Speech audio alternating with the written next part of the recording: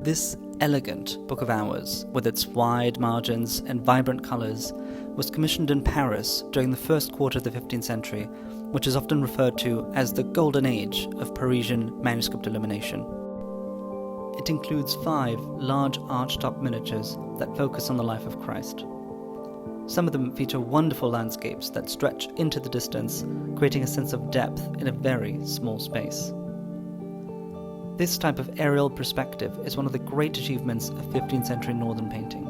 The most notable of these is the landscape of the Visitation.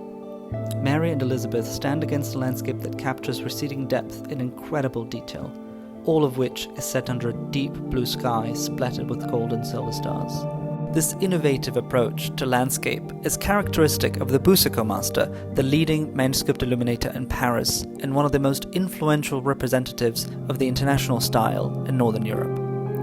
The Boucicaut Master appears to have supervised a talented team of artists who produced manuscripts for important patrons, such as the King of France, high-ranking aristocrats, and the wealthy bourgeoisie.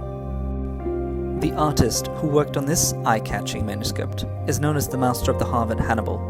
He was one of the most distinctive illuminators active in Paris at the height of the 100 Years' War.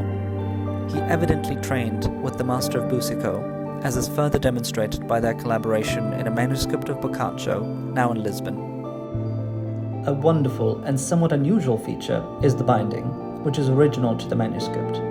In addition to its condition and mastery of painting, this manuscript also features an interesting element that speaks to its provenance.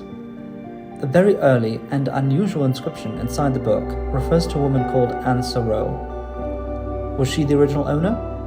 Perhaps one day we will be able to solve the mystery. Until then, learn more about this wonderful manuscript on our website.